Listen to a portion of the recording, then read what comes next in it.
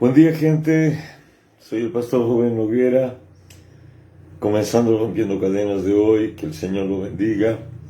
Buen día, Fernando Rodríguez, dona Diana Polo Castro, buenos días. Llegando temprano. Se nos viene el fin de semana, nuestros ojos ya mirando al culto de fin de semana, ¿no?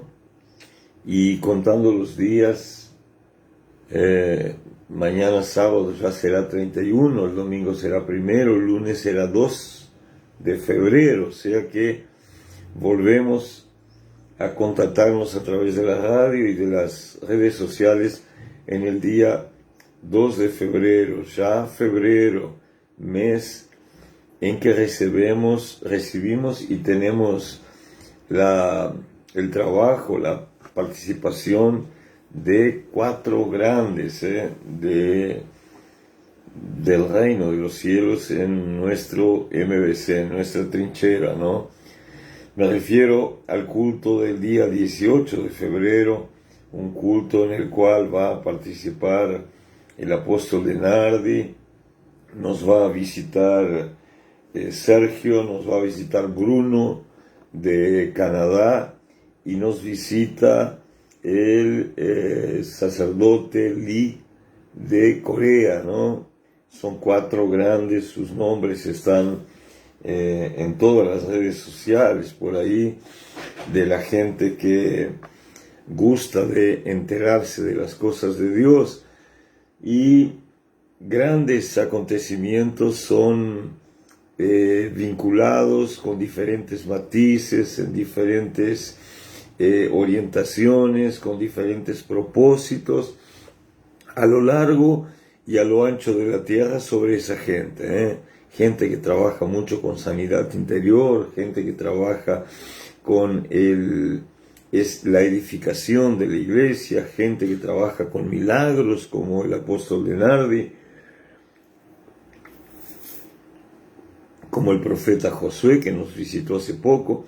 Entonces ciertamente esperamos una escuela, va a ser una escuela, no va a ser una cruzada, no va a ser una campaña, Esto del día 18 va a ser una escuela donde se va a impartir sobre la gente cosas fuertes, cosas grandes, Hablábamos hoy con esa gente y estamos de veras impresionados, motivados, expectantes con todo eso que se nos viene y con todo eso que promete suceder allí en el MBC. Yo con una gratitud enorme al cielo por las cosas que me está permitiendo vivir, y ciertamente contento por todo lo que Dios nos está acercando, Así que alegría. Sabemos nosotros que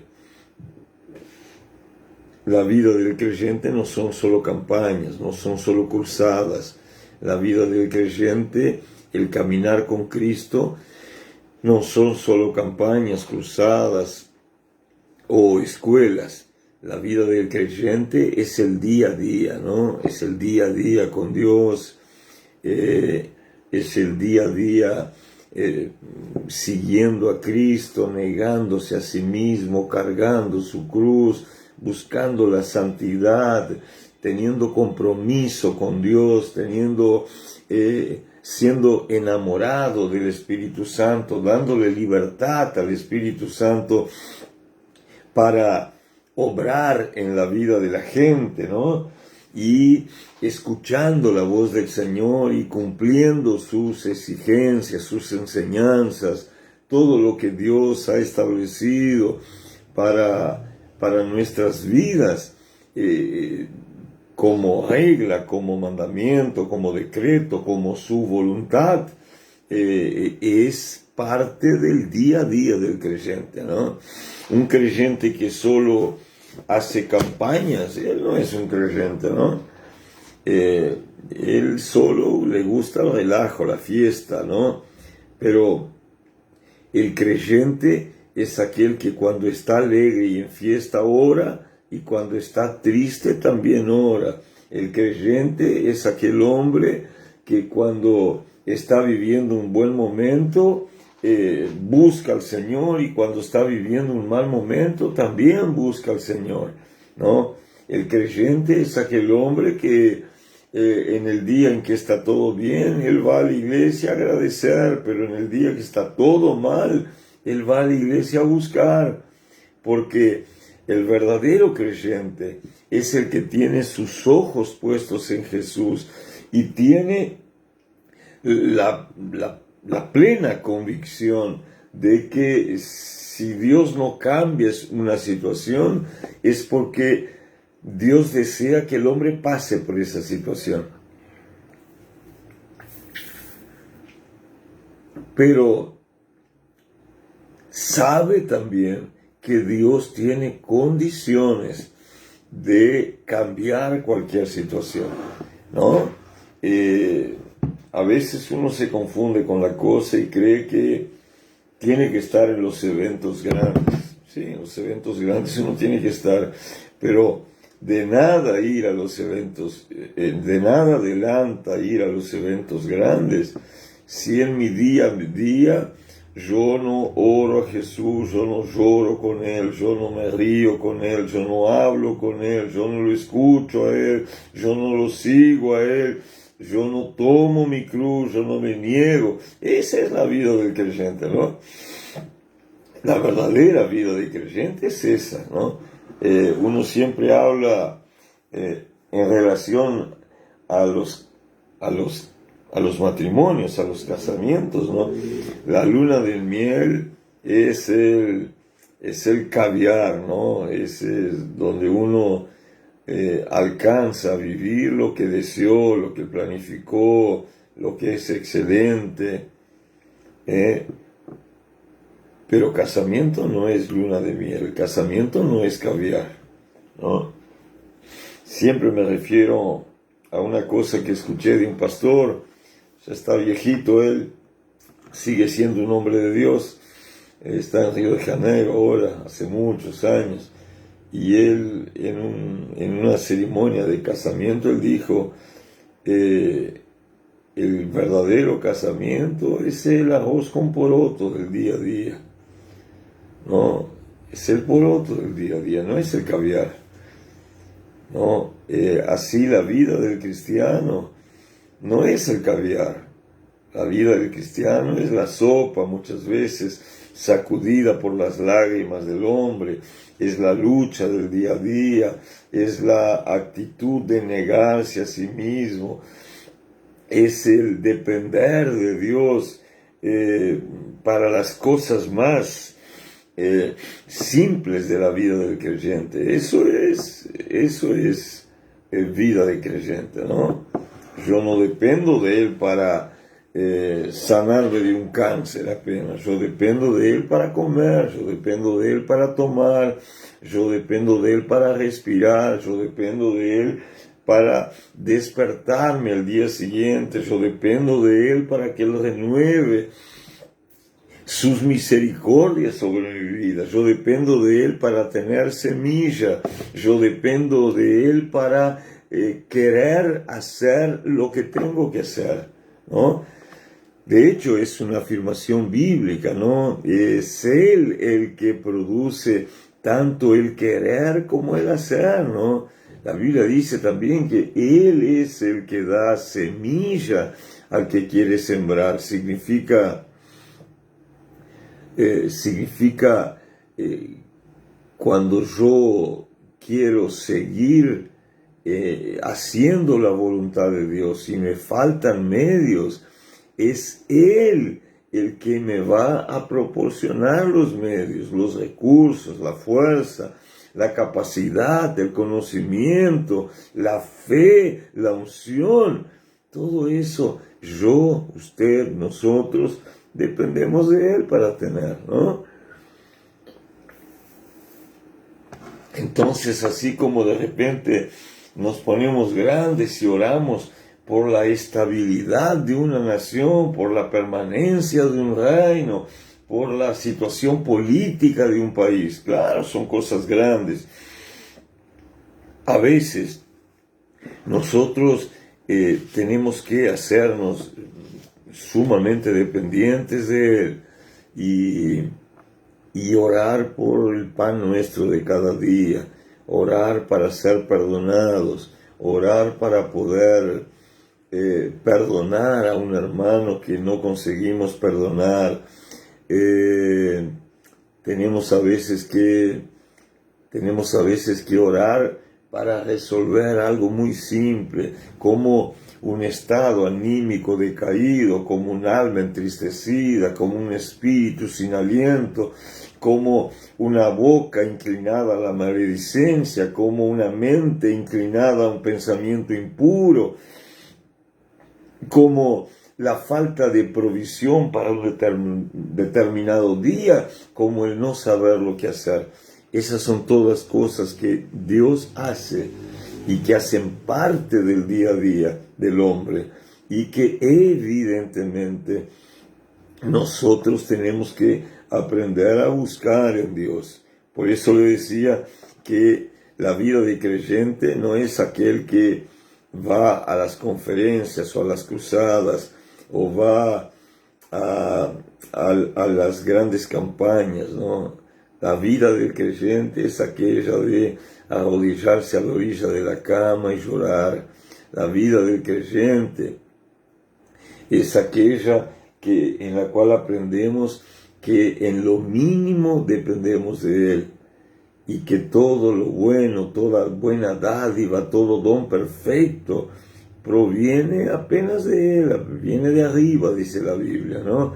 La Biblia dice, viene del Padre de las luces, ¿no? El Padre de nuestro Señor Jesús. Él es el que nos adiestra para la batalla, prepara nuestros brazos para la guerra y nosotros somos dependientes de Él. Así que ponga eso en su corazón, ¿no? Ir a una gran campaña, ir a una gran cruzada es bárbaro, es bueno, es necesario, pero eso no me hace un hijo de Dios, ¿no?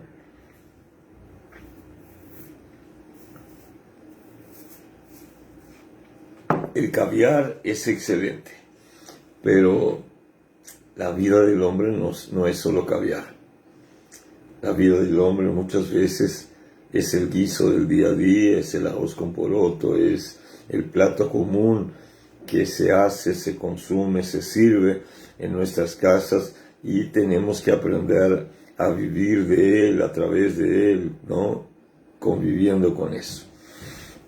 Si usted come caviar todos los días, usted está en una situación sumamente especial. No es mi caso. Y pienso yo, no es el caso de la mayoría de las personas, ¿no? que andan por ahí bajo la bandera de Cristo. Bueno, algunos amigos por acá pasaron varios. Veo en mi video a Liliana Valenzuela, con su buen día, le escucha, abrazo, cariños. Tengo a mi amiga Inilda Viera también presente, al amigo Carlos Daniel presente por acá. Vivos Deludos, no sé lo que quiere decir eso, Vivos Deludos. Ese nombre no. Después me explica por qué dice eso. Tengo a mi amigo Oli Escañuela también. Amén, pastor, acá en el trabajo con los compañeros. Siempre escuchamos el programa. Bueno, cariños, Oli. Espero verlo más seguido. Hubo un tiempo en que trabajábamos duro con Oli. Trabajábamos duro con prédica, con liberación, con desendemoniamiento. Tuvimos un tiempo muy fuerte, muy cercano a él. Después se había ido a Montevideo y perdimos contacto con él. Ahora creo que anda por ahí. Carolina Ramos también presente. Buen día, le mandamos un abrazo. Dios lo bendiga y guarde su vida. ¿Cómo lo necesitamos, amiga? Fabián Borba también presente por acá. Julia presente. En fin, es eso, ¿no? La vida del creyente es el día a día con Cristo, ¿no?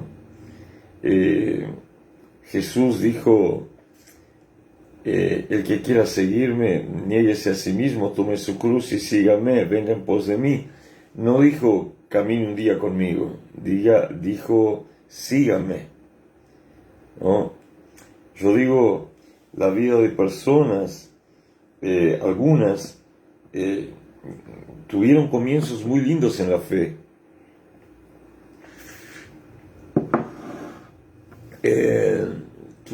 Tuvieron un comienzo muy lindo en la fe.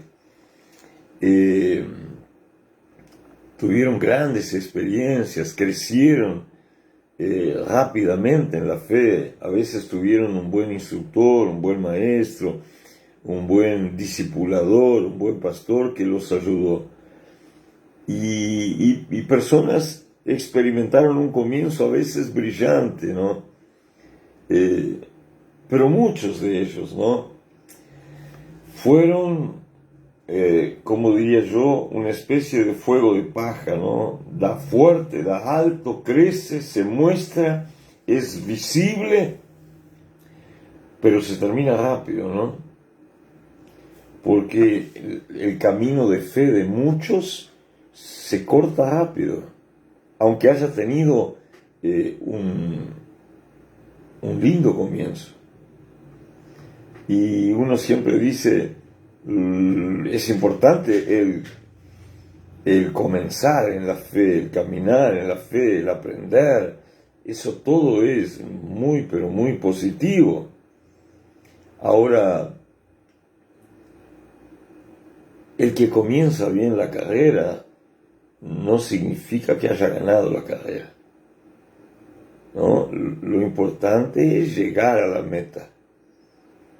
Pablo habla de eso en la Biblia. Él dice que cuanto a él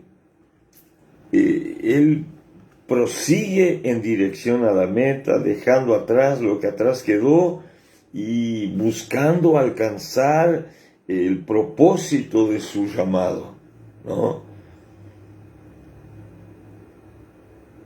Usted debe conocer muchas personas que comenzaron bien y que a veces, cuando se hacen grandecitos, que podían producir la mejor etapa de sus frutos, ellos torpemente se hacen independientes de Dios.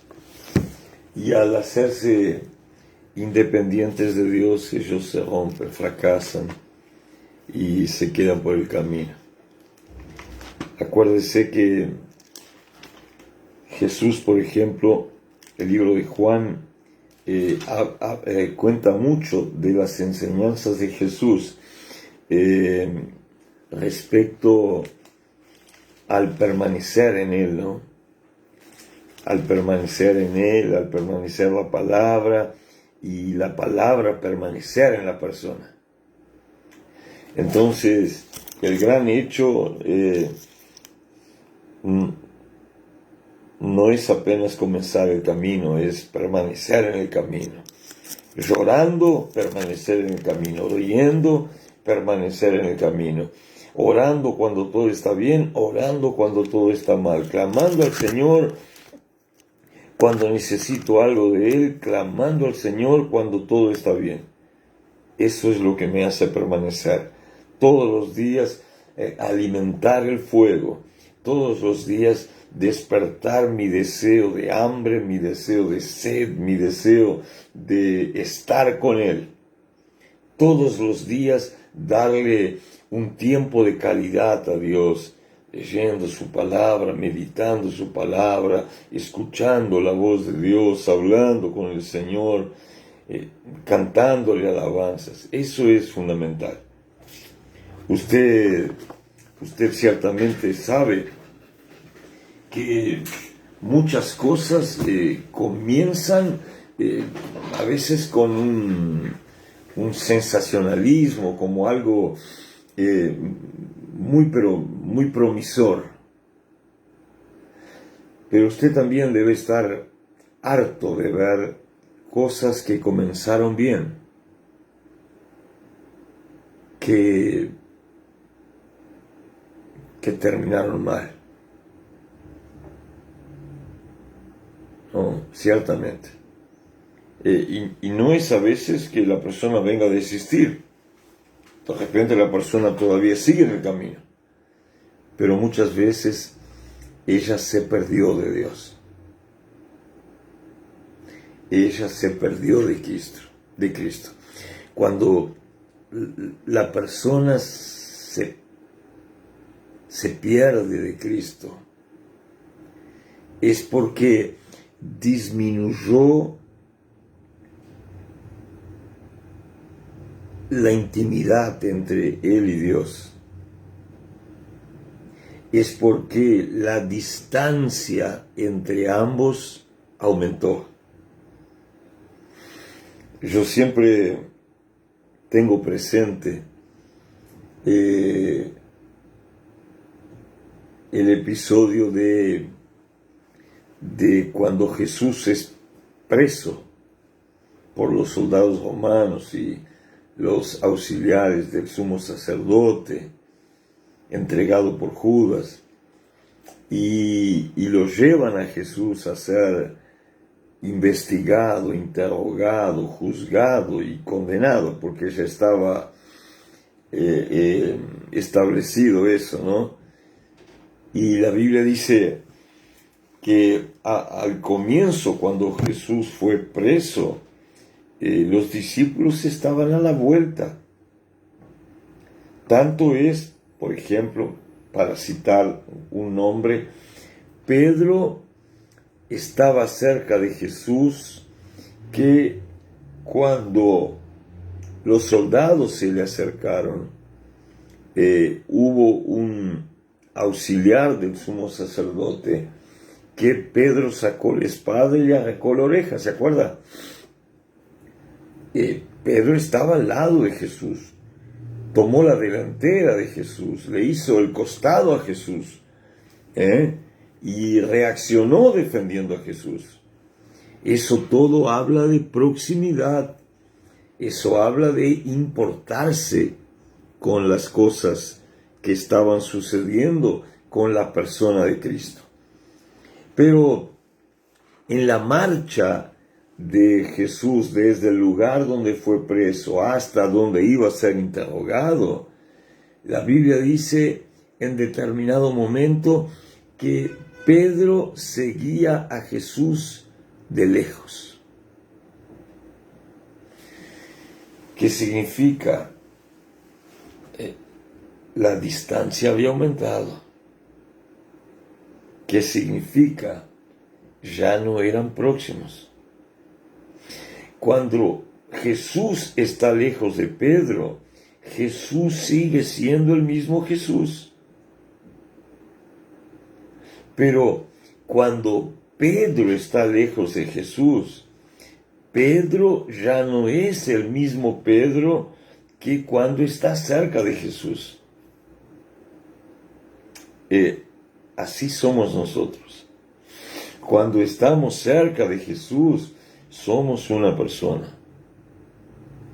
No hay malas palabras, no hay malos pensamientos, no hay malas actitudes, no hay deseos equivocados, no hay grandes fallas, no hay grandes torpezas. Nos mantenemos como que protegidos por Cristo, con los ojos puestos en Él. Pero eso ya no sucede cuando estamos lejos de Cristo. Las cosas viejas comienzan a revivir, los pensamientos malos comienzan a surgir, las enfermedades comienzan a crecer, los traumas comienzan a reaparecer, las decisiones torpes comienzan a multiplicarse, y nosotros primero vamos dejando de mirarlo a Cristo, y nosotros vamos ausentándonos de Cristo, y nos vamos a una distancia tal que ya no podemos oír la voz de Cristo.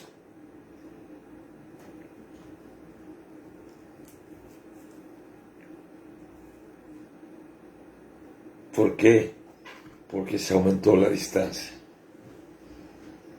Porque una cosa es estar a su lado y una cosa es seguirlo de lejos. Le decía,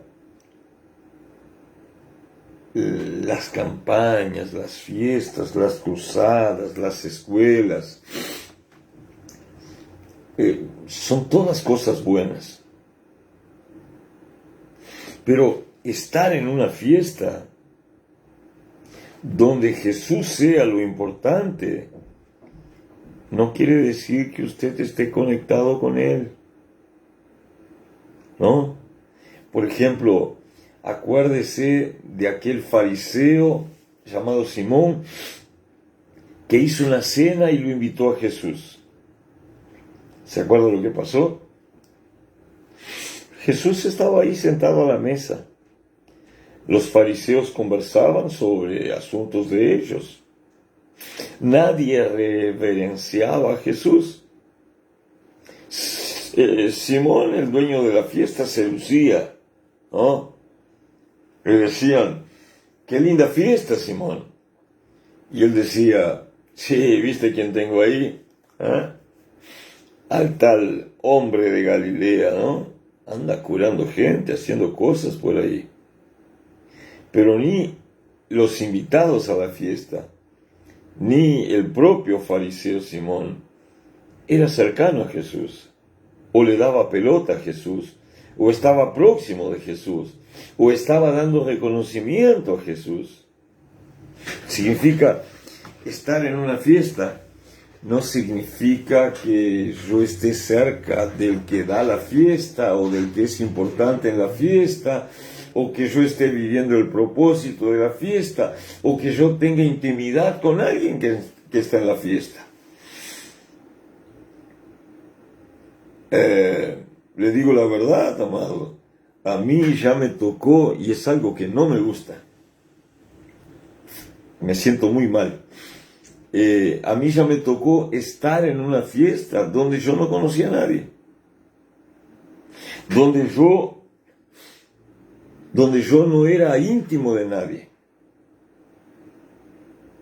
Estaba invitado y fui, pero de repente me vi rodeado por 100 personas,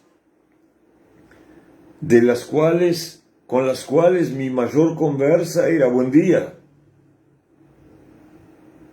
Era ¿qué tal? Era hola, ¿cómo anda?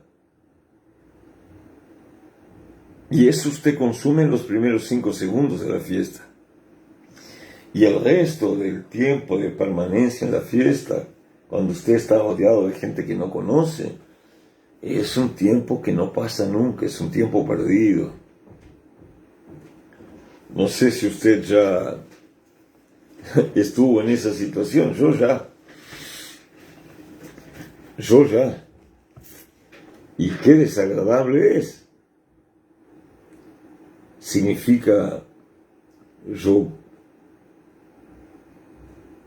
puedo estar en una fiesta y no ser íntimo ni del dueño de la fiesta.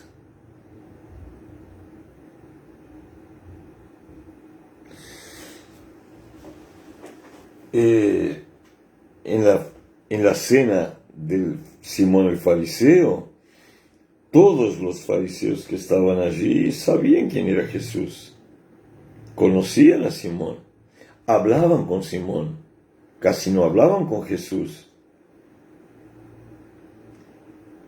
Pero Jesús estaba a disposición y inútilmente en una casa, porque en aquella casa, como no le daban pelota, como no lo reverenciaban, como no se acercaban, como no lo buscaban, como no lo abrazaban, como no lo besaban, él no hizo nada en aquella fiesta. Cuando aquella mujer pecadora invade la casa y se arrodilla a los pies de Jesús y llora sobre sus pies, los moja, los seca con sus cabellos y lo unge con su perfume. El propio Jesús dice, tú, Simón, me invitaste a tu fiesta, pero ni agua para lavarme me diste para que me quedara como invitado. Sin embargo, esa mujer desde que entró no para de besarme, adorarme y reconocerme y ungirme. Si no fuera aquella mujer, el estar de Jesús en aquella fiesta sería completamente infructífero. ¿Se da cuenta? Todos estaban en la fiesta. La única que no era invitada a la fiesta fue la que copó la escena. Llamó la atención de los otros que la criticaron, pero llamó la atención de Jesús, que apreció su actitud, apreció su sabiduría, apreció su postura, elogió su postura y ciertamente actuó en favor de aquella mujer, ¿no? Tus pecados te son perdonados. Yo digo, fiestas en iglesias son así. Y tenemos que hacer fiestas. Y tenemos que hacer grandes reuniones. Y tenemos que hacer grandes campañas. Y tenemos que hacer grandes cruzadas. Y meter nuestros recursos en eso. Hemos llegado a gastar 100,000 pesos en una cruzada. Esta cruzada que se viene, esta escuela que se viene, también tiene un costo así. Si usted suma la ofrenda ministerial que hay que dar, los hoteles que hay que pagar, el transporte que hay que pagar,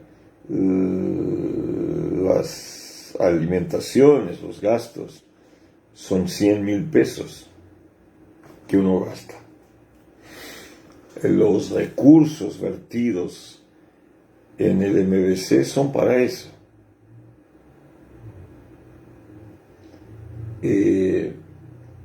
Pero hay que hacerlo. Es una forma mía de ver la acción de los ministerios en una iglesia. Ahora, ¿para qué está la plata de la iglesia? Está para eso, ¿no? No es para que el pastor viva, no es para que el pastor se engorde, no es para que el pastor compre autos. La plata del reino es para el reino. Ahora, evidentemente que eso no significa estar con Cristo, tener intimidad con Él, tener comunión con Él, ser de Él. La vida cristiana es el día a día. Todos los días me tengo que negar a mí mismo, todos los días tengo que tomar mi cruz, todos los días tengo que caminar 1 kilómetro, medio kilómetro, 100 metros, 10 metros, 5 metros, no importa cuánto, lo que importa es seguir en el camino. Como le dije, al comienzo uno ve gente que anduvo 5 kilómetros hoy. Sí. Hay tiempos en que uno hace 5 kilómetros. Hay tiempo en que uno tiene que alegrarse cuando hace 5 metros. Hay tiempos en la fe que uno tiene que alegrarse cuando uno consigue ponerse en pie y decir, voy a caminar. Cuando uno consigue decir, voy a levantar mi cruz y voy a ponerla sobre mi hombro y voy a caminar. Porque es así. La vida es así. Hay tiempos que usted tiene mucha fuerza, mucha disposición. Usted ampara, usted ayuda, usted carga. Hay tiempos en que usted a veces necesita ser cargado. Yo miro la vida de Pablo, y Pablo en determinado momento de su vida fuerte, estableciendo doctrina, corrigiendo iglesia, exhortando iglesia, generando discípulos, enseñando discípulos. Era un hombre súper activo, fuerte, poderoso en Dios. Despierta admiración, ¿verdad? Usted lo ve a Pablo al final de su vida y le dice, él le escribe a Timoteo diciendo, busca venir a verme, porque hubo gente que tuvo que viajar por el ministerio, yo los mandé. Hubo gente que me dejó. Demas, por ejemplo, me dejó, amó más al mundo que a Dios y se fue a Tesalónica. ¿Se acuerdan? Y Pablo dice, cuando vengas, tráeme el capote. Dejé mi capote en Troas. ¿Se acuerdan? Ese capote habla de cuidado. Pablo estaba viejo, estaba enfermo. Ya no era un hombre fuerte, ya no era un hombre poderoso. Él era un hombre debilitado, con su salud debilitada, muscularmente debilitado. Él ya necesitaba de un buen discípulo que pudiera cuidarlo, que pudiera ayudarlo, que pudiera respaldarlo y hasta protegerlo.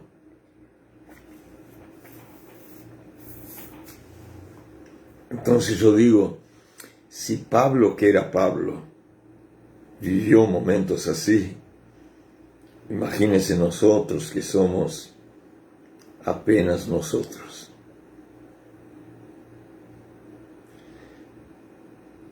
Pero no es que Pablo estuviera en pecado.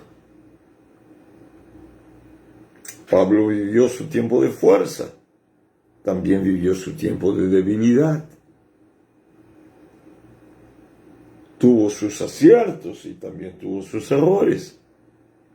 Ayudó a muchos, pero en determinado momento necesitó que lo ayudara. Feliz de aquel que ayudó, porque en algún momento va a tener a alguien que lo ayude.